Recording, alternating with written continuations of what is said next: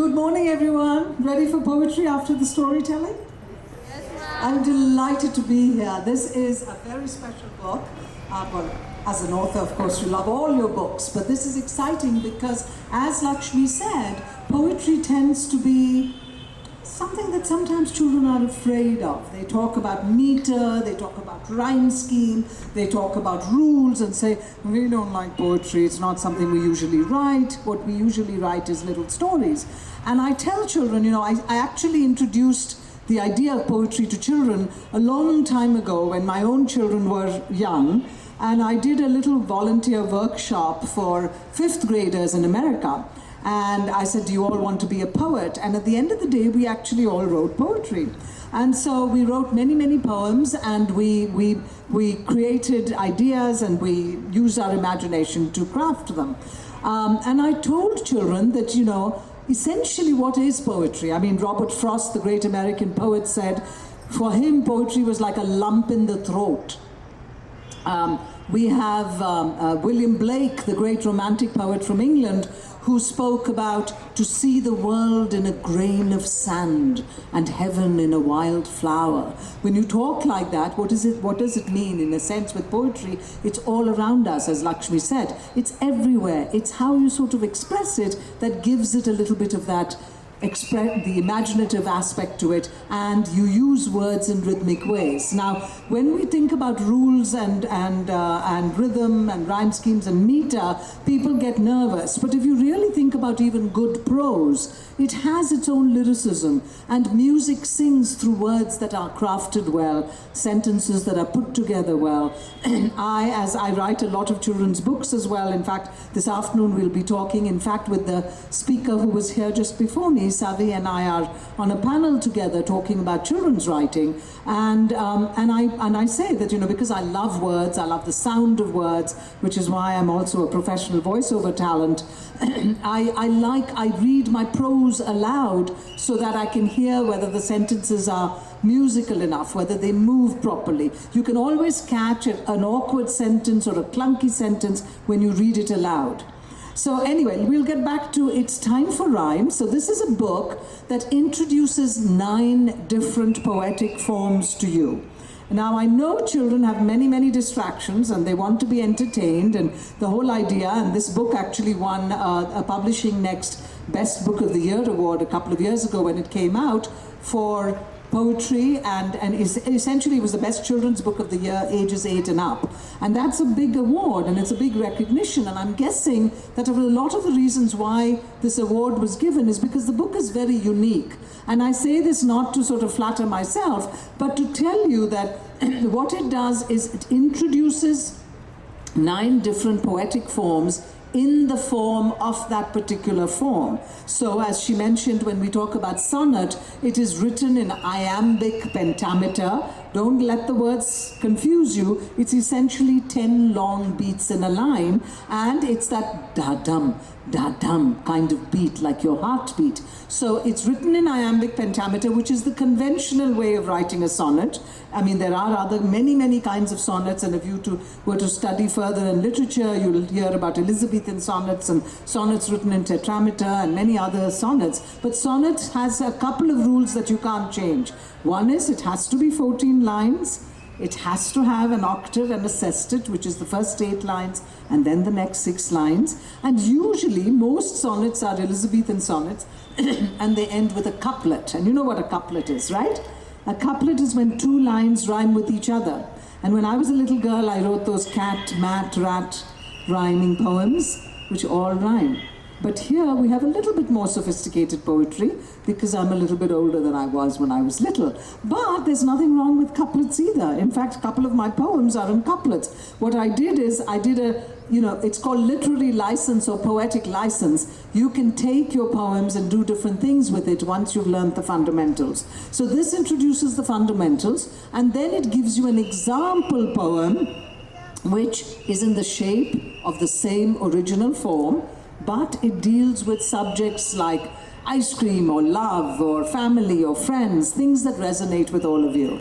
And then in the second half of the book, I introduce many, many poems that sort of work within my own my own sort of shtick, to use an American term. My whole style of writing is to talk about the fact that we are all universally connected, that we're all part of a shared planet, that we're all global citizens. Today that is absolutely true. The old line from Tom Friedman about the world being flat is very, very true. You know, we are all, it may not be that the world is flat, but we all have access to the same thing. My children or grandchildren can be reading the same books that you are reading in India. We all have access to similar things. We're all storytellers in different ways. We all make connections by telling stories or writing poetry. And so the second half of the book is talking about that, universal.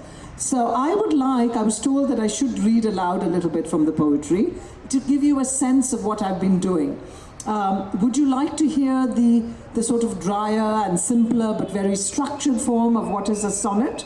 So listen to that first, and then I will read you the fun sonnet, which actually I have not followed the ABBA rhyme scheme, but it is 14 lines. It has an octave and a sestet. It's actually a collection of couplets, just to give you a sense that you could write a sonnet that way as well. Very simple, and talk about anything you want. So let me start with what is a sonnet, and then I'll also introduce you to another form, another simple form, and just to give you a sense that poetry has so much variety in it. There are complicated forms like a sonnet or a villanelle. There are simple forms like a couplet. You can do a nonette, you can do an acrostic. So we'll talk about some of those things before we move ahead to perhaps writing a haiku or an acrostic together, okay?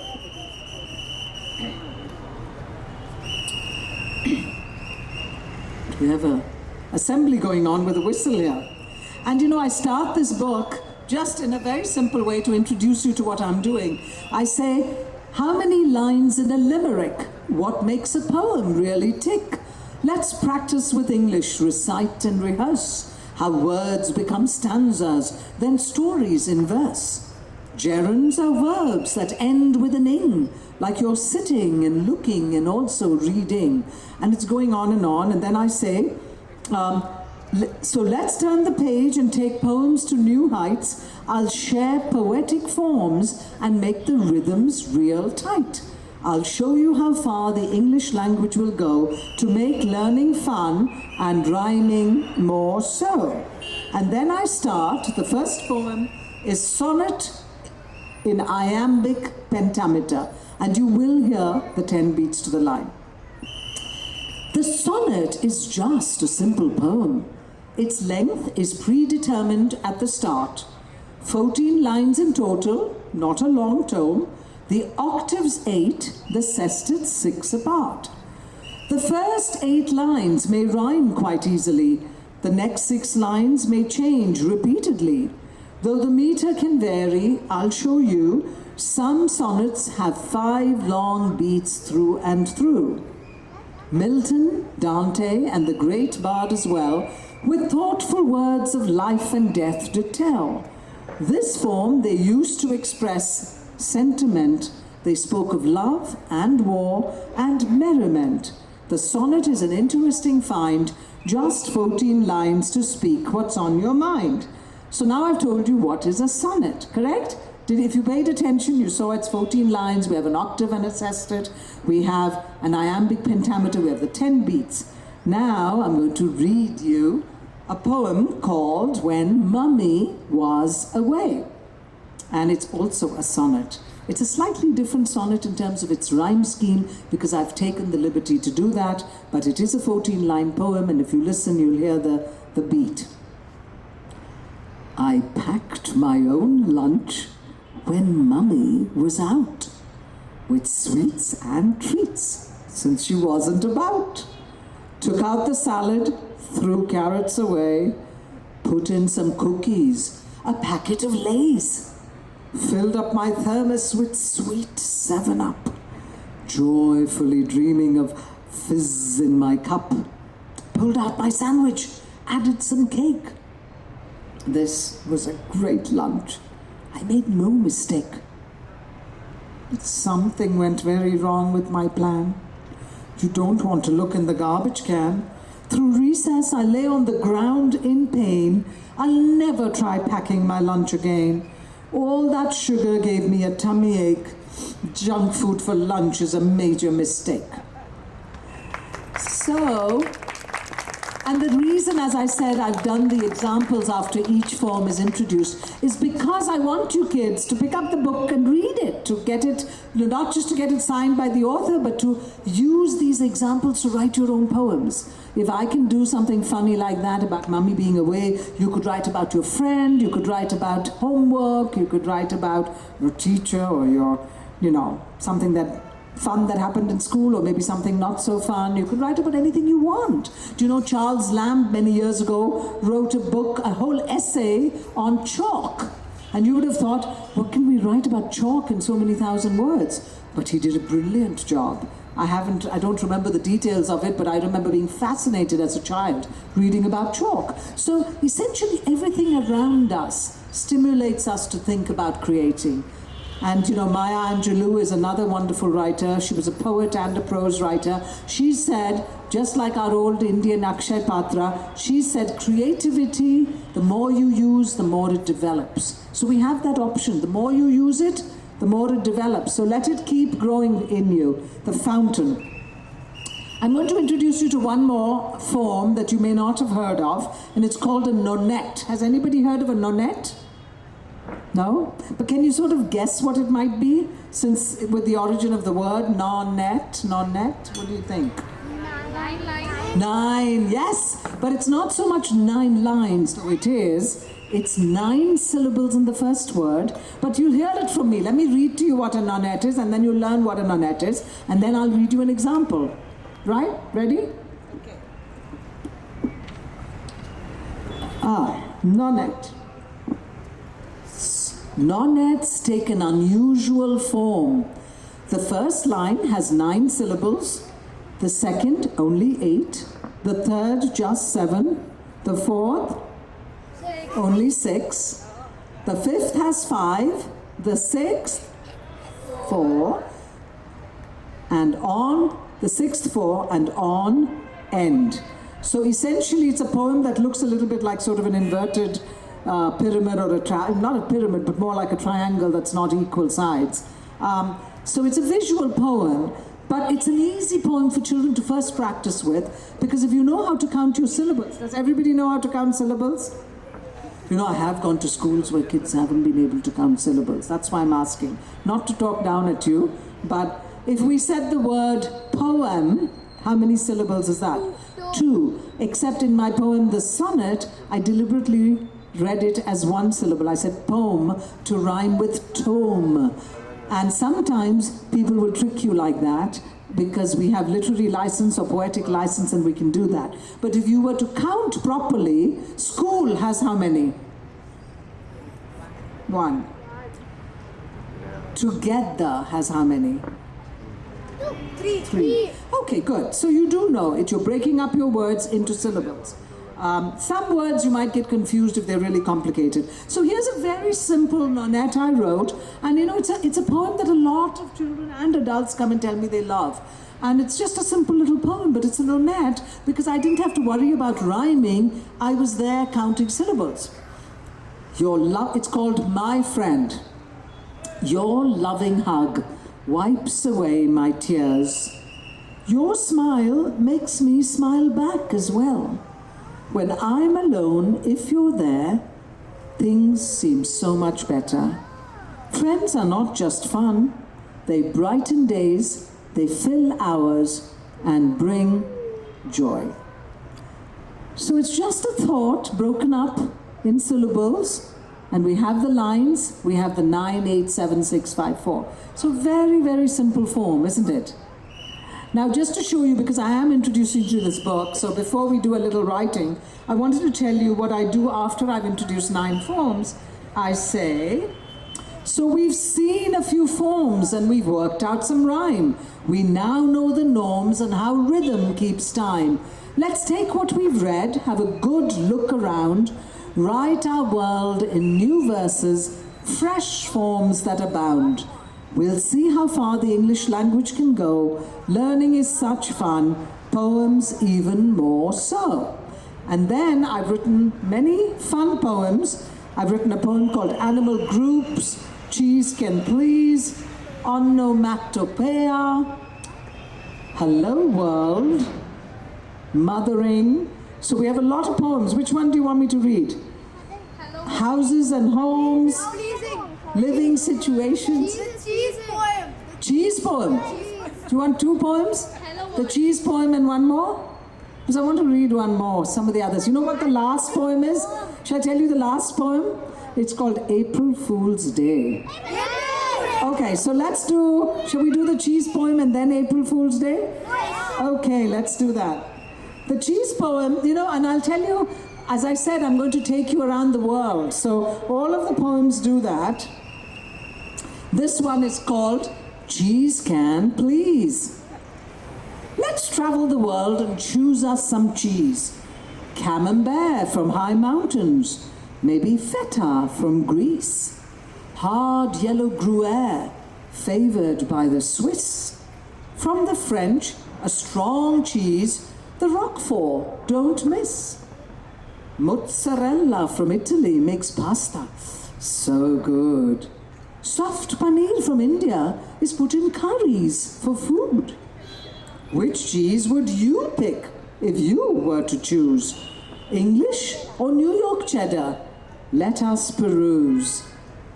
Blue cheese so chunky from the United States, savory French brie from my clamoring mates, or the nutty firm cheese from Holland, Edam.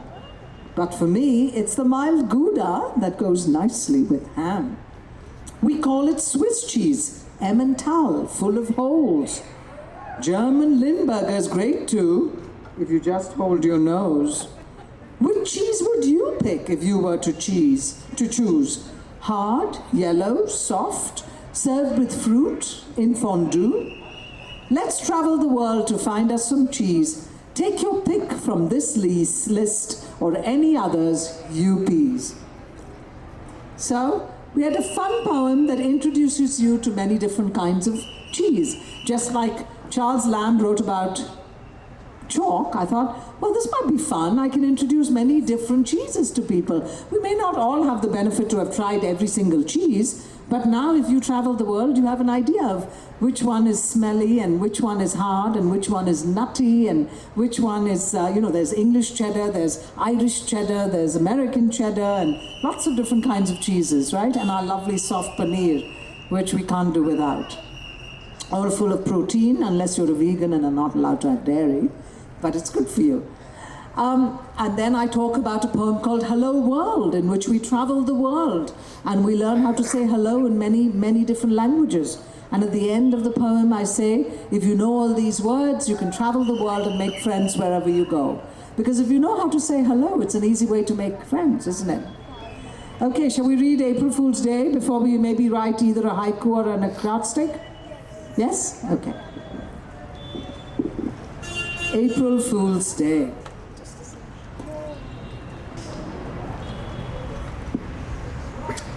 There's one day a year when children are free to do as they wish and do as they please. With vigor and verve on April Fool's Day, we can trick anyone and still get away. We can put glue on doorknobs and paint on the floor, can tie shoelaces together and laugh with uproar, can add sweet to the soup and salt to the tea, and when glares come our way, we can say, wasn't me.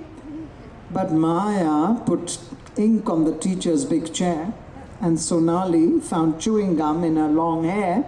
Now teacher has taken our playtime away. I guess April's big trick is on us kids today. So I know a lot of the teachers enjoy this one.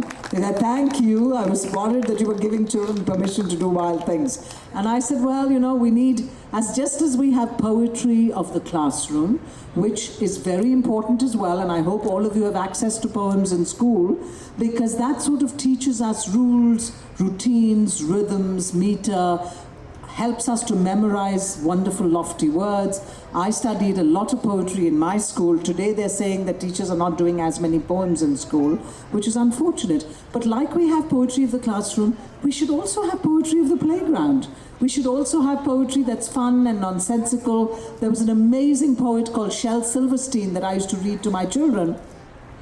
He wrote crazy things like, there's a polar bear in my Frigidaire. I wonder how he got in there. And it was all full of rhyme and rhythm, but it was such entertaining poems. He used to also draw the illustrations for his poems, which made it a lot of fun. So please, children, go out there, pick up poems, read them, write your own. Now, you know what a haiku is, right? Does everybody know a haiku? It's a very simple poem. It's only 3 lines. I'm sure somebody in this room knows what a haiku is. Does anybody want to define it? This little girl does. Come on, stand up. Boy, sorry. I just saw your head. Yeah, go ahead. Haiku is a three-letter 3-line poem. 3-line poem. The first one has 3. First one has 5 syllables. Second has 5. Second line has? Second line has 7. And the third has 3. No, third has 5. So you started in Japan, and Basho is one of the most famous haiku writers. And usually if haikus are describing the environment, describing your senses, usually about feelings and nature and all of that. But we can write haikus about anything we want. I wrote about haiku and a child who's afraid of the number 13 and things like that. Because, you know, the whole idea is to sort of get in the habit of writing. It's only a 3-line poem, 5 syllables in the first line, 7 in the second, and 5 in the third. Very, very simple. Let me tell you one more very simple poem you could write. It's called an acrostic. Does anybody know acrostic? Yeah. An acrostic in America, in these Hallmark cards, all these birthday cards for mothers, fathers, and all are forms of acrostic, which is you spell the word in a line, but a vertical line. So if you're writing homework, the first line will start with H, the second will start with O, the third with M. There you are. So E-W-O-R-K. And very often a lot of children will write acrostics for birthday cards. So if their mother's name is I don't know, Renuka, you start with radiant. E, energized, and say that's mummy, and at the end of it all, Renuka, my mummy is wonderful, or whatever, and you write a card. So if you learn how to do some simple poems, I've already taught you the nonette, it's very easy. Will you all go back and try to do some poetry writing? Good, please do that, okay? And then if you read any of my prose books, there's some wonderful writing exercises in that as well. There's a lovely book called Treasure Trove of Timeless Tales that introduces 100-word stories. And when you do 100-word stories, it's not 98, it's not 102, it's only 100. And if we have 105, how do we make it 100? Don't just tell me you get rid of 5 words. You can, go ahead. We find 1 or 2 words that means all those 5 words combined. Exactly. So instead of using a long phrase, maybe you can use an adjective, maybe you can use an adverb, maybe you can use a description that's very taut. I remember when I was very little, I described a friend as nice. And my brother said, why are you damning with faint praise? Why don't you use another word? So every day, let's try to learn something new and do something exciting. I'm telling you, your language will be colorful. You'll be writing poetry before you know it. Please, because there's a poet in all of us, I promise. We can do it. Thank you so much. I really don't want to eat into the other person's time. I am signing books if anybody's interested. I'll personalize it to you. I did go to the bookshop and I would say at least 6 of my 12 books are there. So that's exciting. Thank you so much. It was a real pleasure to speak to all of you. We children's writers see this as a privilege, an opportunity to engage with children is very, very special. Please don't discount us. We take our responsibility very seriously. What we share with you today in many ways is the foundation of all of your, not just my book, everything that everybody else does. So enjoy yourself, keep reading. Thank you so much.